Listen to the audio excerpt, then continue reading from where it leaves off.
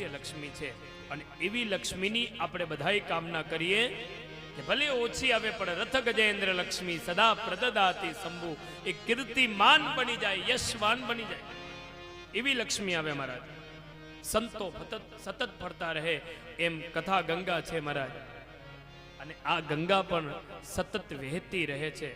આ કથા અર્થ charitable trust ગૌમાતા માટે બીજી કથા છે, પણ જ્યારે તમારી 10મી કથા હશે ને ત્યારે આ કથા રૌદ્ર રૂપ લીધેલું હશે. એ કથાનું સ્વરૂપ પણ રૌદ્ર સ્વરૂપ હશે અને તમે પણ એમાં પાવન થઈ ગયા હશો ત્યાં સુધી. કેમ કે ધર્મ જ્યારે વિશ્રામ તરફ હોય ત્યારે એનો બહુ જ આનંદ આવે. એમ 7 દિવસ આપણે કથામાં રહેશું ને તો 7 દિવસ પછી આપણે જ્યારે જશું ત્યારે બહુ આનંદ હશે મારા, બહુ આનંદ હશે કે 7 દિવસ સુધી આનંદ કર્યો. અને બસ એ આનંદ જ આપણું બેલેન્સ છે. પતિ પત્ની દરવાજા સુધી, સગા સંબંધીઓ શમશાન સુધી, પુત્ર અગ્નિદાહ સુધી, અને ચિતાયામ પરલોકે દેહ, ચિતા પર ચડ્યા પછી દેહ પણ સાથ છોડી દે. વ્યક્તિનું જે કર્મ છે એ ભગવાન સુધી છે, બાકી બધું રસ્તામાં રહી જાય. નિયમ પણ છે ને રિવાજ પણ છે ઘણી જગ્યાએ. પતિ પત્ની, પતિ જો સ્વર્ગસ્થ થયા હોય તો પત્ની દરવાજાથી બહારના દ્વાર સુધી, અને પત્ની જો સ્વર્ગસ્થ થયા હોય તો ઘણા બધા રાજ્યોમાં આ પણ રિવાજ છે કે પતિ પણ દરવાજાથી બહારના. આપણે બધા રાહદારી છે મારા. 7 દિવસ માટે ભેગા થયા અને એમાંથી 1 દિવસ આજે પૂરો. બધા સ્ટેજના કલાકાર છે. થોડી વારમાં પંખીડાનો માળો પલકમાં વિખરાઈ, આ સત્સંગમાં બધા ભેગા થયા છે મારા. સગા સંબંધીઓ શમશાન સુધી, પુત્ર અગ્નિદાહ સુધી, અગ્નિદાહ આપે ત્યાં સુધી પુત્રનું કર્મ ત્યાં પૂરું થઈ જાય.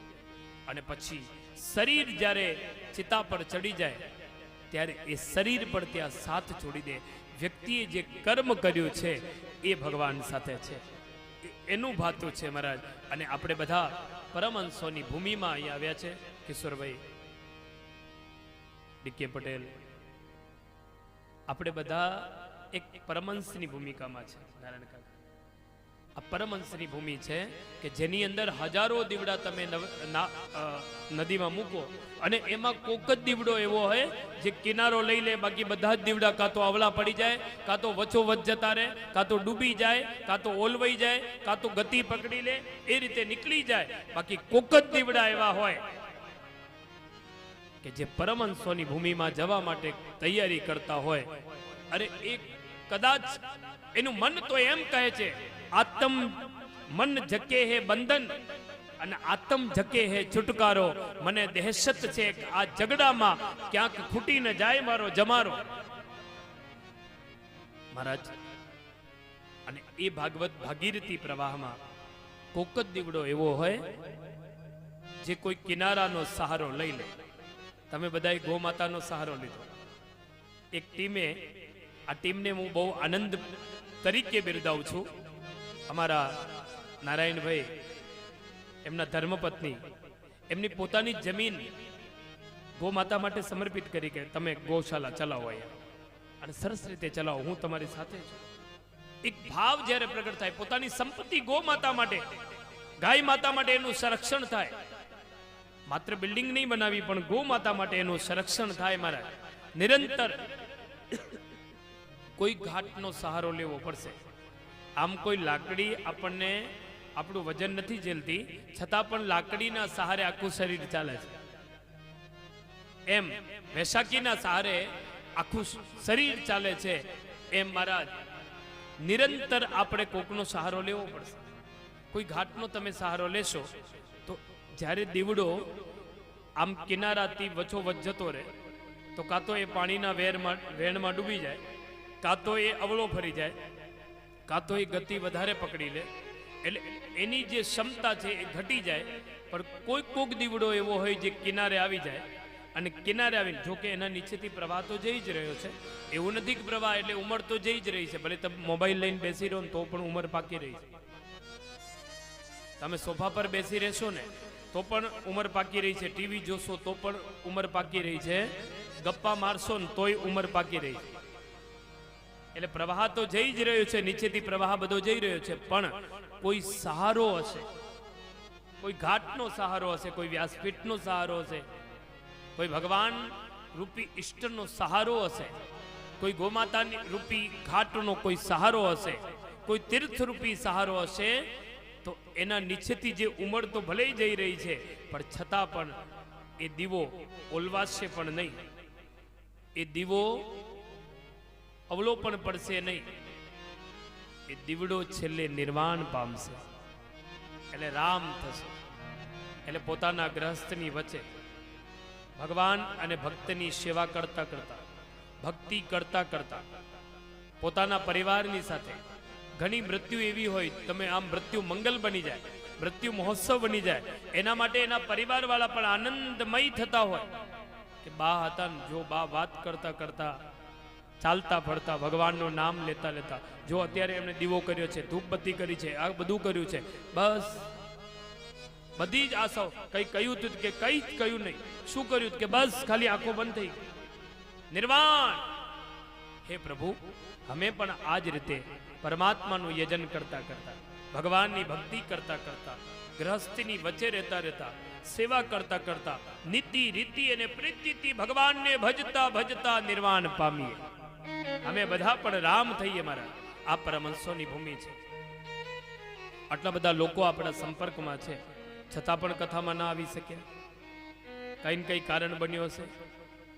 દરેક દીવડાની ઈચ્છા હોય કે હું કિનારે જઉં, પણ વહેણ વધારે આવ્યું હશે, એના કારણે ન પણ આવી શકે. પણ આપણે નિરંતર ભગવાનનું ભજન કરતા રહીએ, એમ કથા ગંગા પણ મહારાજ સતત ફરતી રહે છે. સંત વહેતી સરિતા છે. સરિતા કેટલાયના લોકોના મનને ધોતી ધોતી સાગરમાં ભળી જાય, એવી જ રીતે સંત પણ લોકોના મનને, મેલા મનને ધોતા ધોતા કેશવમ પ્રતિગચ્છતિ, ભગવાનમાં ભળી જાય. મારા સુખદેવજી બાલ વૈરાગી છે, પણ પિતાજી કોણ છે? વ્યાસ. અને હે પુત્ર કરતા પાછળ દોડ્યા છે. એટલે સુખદેવજીએ તો એનો જવાબ ના આપ્યો, કારણ કે બાલ વૈરાગી છે. પણ વૃક્ષોએ પ્રત્યુત્તર આપ્યો. મારા અરે ઝાડ બોલે, અરે ઝાડ તો શું બોલે, જાનબાઈના છાણા બોલતા હતા વિઠ્ઠલ વિઠ્ઠલ, એમાંથી પણ અવાજ આવતો. મારા એમે તમે કોઈ સંત, કોઈ તીર્થમાં, કોઈ ભગવાનની મૂર્તિની સામે ઉભા રહો, એમાં 2 કલાકમાં ઓરા ના આવી જાય. ઘણી ટુરિસ્ટ કંપની દોડતી હોય, અને એ કંપનીમાં 2 કલાક માટે તમે દર્શન કરો અને વળી પાછા આગળ દર્શન કરો, એની ઓરા ક્યારેય નહીં મળે. જે તીર્થમાં તમે આવો, એ તીર્થમાં 3જા દિવસે ઓરા મળે. એનું વાઇબ્રેશન, એની ઓરા, એની તરંગો જે છે, એમ એ 3જા દિવસે એનો અનુભવ થાય. આજે તમે આવ્યા, ઘણાને એમ પણ હોય, કોઈ નવા આવ્યા હોય તેમને એમ થાય, હારું 7 દિવસ કેવી રીતે? પણ 3જા દિવસે ઓરા મળશે, પછી અહીંથી જવાનું મન નહીં થાય. કોઈ પણ જગ્યા તમે જાઓ, 3 દિવસ 2 દિવસ તો તમને ન ફાવે, પણ 3જા દિવસે ફાવે. એમ 3જા દિવસે જે તીર્થમાં આપણે આવ્યા, એની ઓરા, એની વેબ્સ, એની તરંગો આપણને સ્પર્શ કરતી હોય. અને મહારાજ એ રીતે જાનબાઈના છાણાઈ પણ વિઠ્ઠલ વિઠ્ઠલ બોલતા, અને કહ્યું કે તમે સંત છો. અને સંત કોનું નામ છે? જેના જીવનમાં ત્યાગ હોય. સંત સરોવર વૃક્ષ બાદલ, ઝાડવા રે ફળ નથી ખાતા રે, ઉદાસી એ આત્મા રે.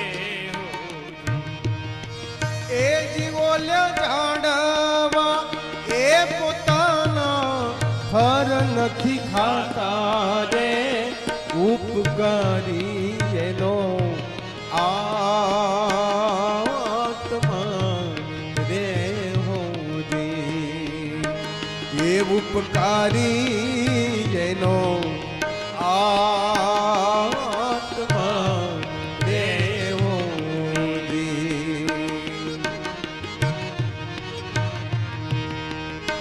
મન વગડે જાતી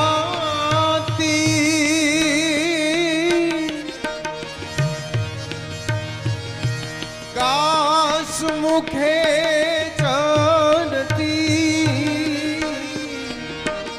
એ દીવોલી ગાવલડી એ પોતાના દૂધ નથી પીતી રે ઉપકારી એનો આત્મા રે ઓજી ઉપકારી એનો આત્મા રે ઓજી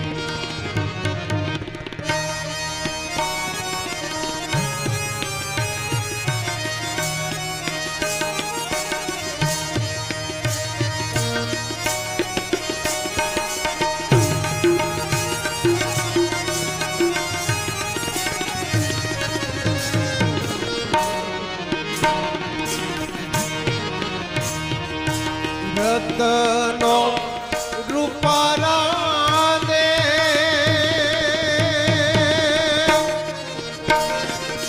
મોગા મહામૂલ ના રે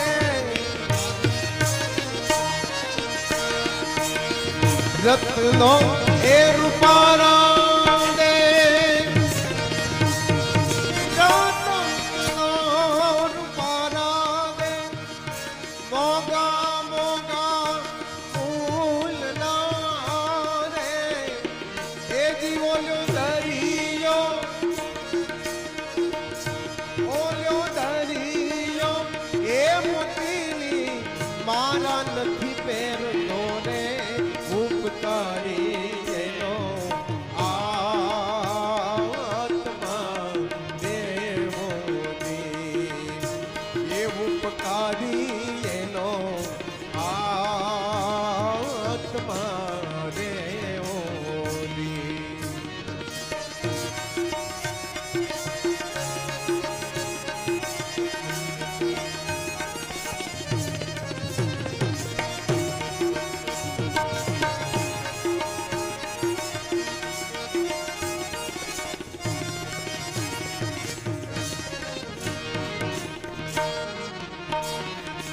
અંગડા એ ખેડાવી એ તો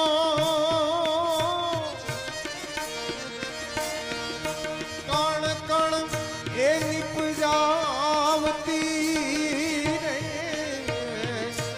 અંગડા ખેડાવી એ તો કણ કણ નિપજાવતી રે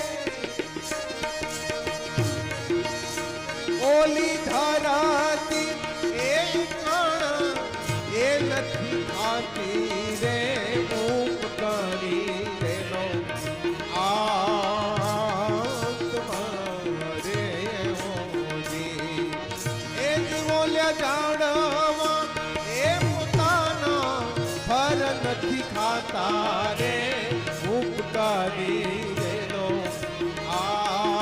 આત્મા એ ઉપકારી એનો આત્મા એ ઉપકારી એનો આત્મા રે ઓજી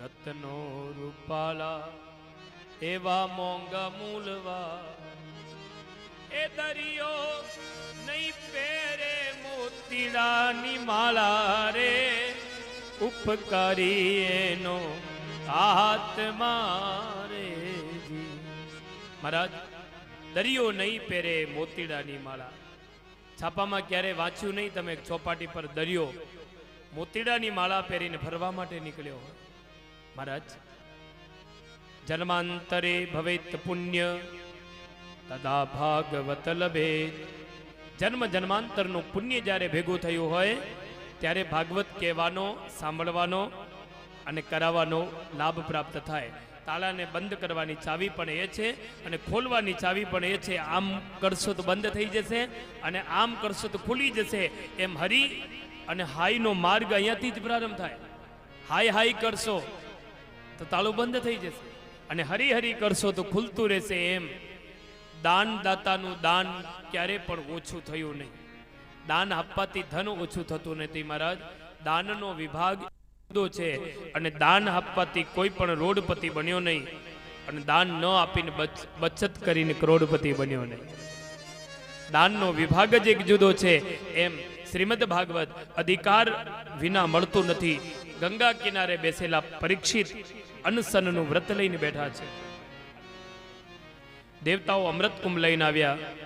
દેવતાઓ સુખદેવજીને વંદન કરીને બોલ્યા, અમે અમૃત કુંભ લઈને આવ્યા. પરીક્ષિતને આજથી 7મા દિવસે તક્ષકના દંશથી મૃત્યુ થશે. કેવી ભૂમિ હશે મહારાજ. અમૃત કુંભ લઈને આવ્યા. અહીંયા વિનિમય થયું. વિનિમય એટલે કે દેવતાઓએ કહ્યું કે આ અમૃત કુંભ લો અને એના બદલામાં સુખદેવજી મહારાજ અમને કથામૃત સંભળાવો.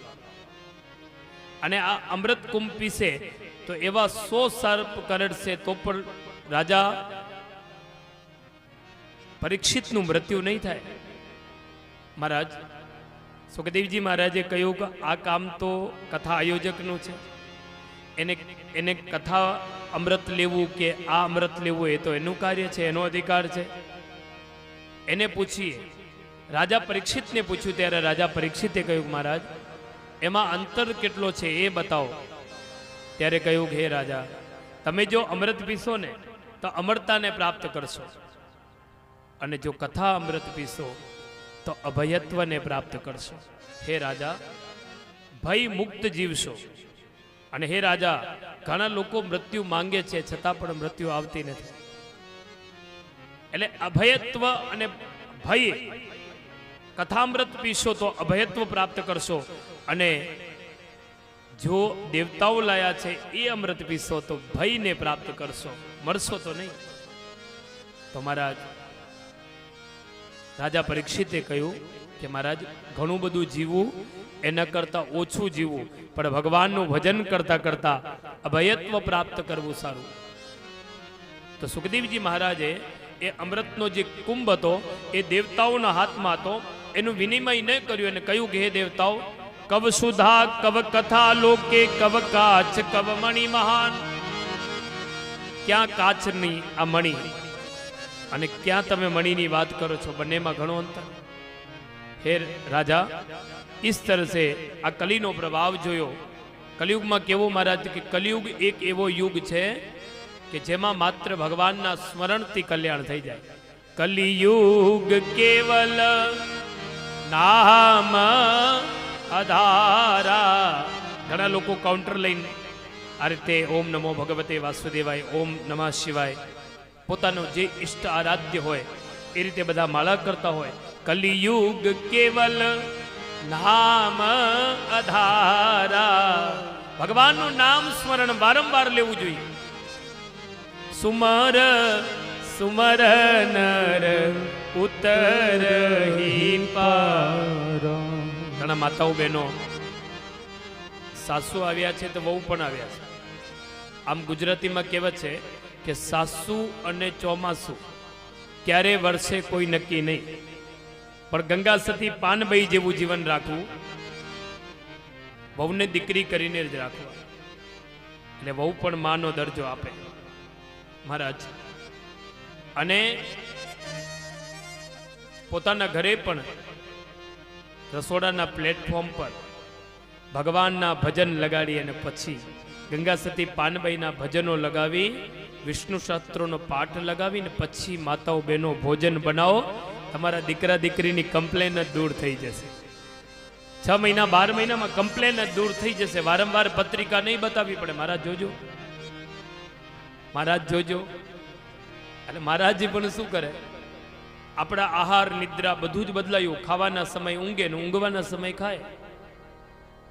એટલા માટે નિરંતર તમે ભગવાનનું ભજન કરશો અને એ અનમ બ્રહ્મા રસો વિષ્ણુ ભોક્તા દેવો મહેશ્વર, એ જલ જ્યારે આપણે આચમન કરીએ છીએ ને, અનમ બ્રહ્મા, બ્રહ્મા છે એમાં જે સ્વાદ છે વિષ્ણુ છે અને ભોક્તા દેવો મહેશ્વર. હું નથી જમતો, સ્વયં ભગવાન મહાદેવ જમે.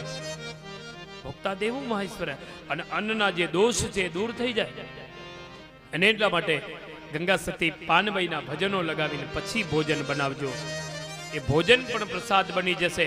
પતિ પુત્રને તમે તમારા ઘરે પરિવારવાળાને એ ભોજન કરાવજો, તમારામાં વિકારો નહીં સારા વિચારો જન્મ લેશે, અને એ પણ વિશ્વાસવાળા વિચારો જે છે એ જન્મ લેશે. મહારાજ કલયુગની દશા કેવી છે? દેવઋષિ નારદજીએ કહ્યું સંત કુમારોને, સત્ય નાસ્તિ તપમ સોચમ દયા દાનન વિદ્યતે ઉદભરિનો જીવા વરકા કુટવાસિની. સનત કુમારોને નારદજી કહી રહ્યા છે કે જીવો પેટ ભરાયા થયા છે, માત્ર પેટ ભરવું બસ એ જ પુરુષાર્થ. કોઈને પણ મૂડી નાખો પણ મૂડી જોઈએ. મહારાજ કલયુગની દશા કેવી છે? પૈસો મારો પરમેશ્વર અને બૈરી મારી ગુરુ. 50 રૂપિયા આપવા હોય ઘરવાળીને પૂછી નવો. પૈસો મારો પરમેશ્વર ને બૈરી મારી ગુરુ, સૈયા છોકરા શાલીગ્રામ સેવા કોની કરું. મહારાજ જો કે તમે બધાને ખબર જ હશે, અત્યારે જ કોઈક મીડિયા પર એક ગીતાનો કોઈ અધ્યાયમાં અર્જુને ભગવાન શ્રી કૃષ્ણને કહ્યું, લગભગ તમને બધાને ખબર હશે કે એક ગાય એના વાછરડાને છાંટી રહી છે અને છાંટતા છાંટતા એની ચામડી પણ ઉતારી દીધી. એટલો વહાલ કરી રહી છે કે છાંટતા છાંટતા એની ચામડી પણ ઉતરી ગઈ વાછરડાની. એમ કલયુગમાં મા બાપ આ રીતે સંતાનોને પ્રેમ કરી રહ્યા છે. એટલી વ્યવસ્થા પૂરી પાડી રહ્યા છે સંતાનો માટે કે સંતાનોની આ કઠિન રૂપી જે ચામડી છે એ ઉતરી જશે અને પછી એ કંઈ પણ કરી શકે નહીં. એટલા માટે મા બાપ એને સુવિધા એટલી જ આપે જેટલી જરૂર છે. બસ એના પગ પર એને ઊભા કરો. ઘરમાં આવે તો એસી, એની સ્કૂલમાં એસી,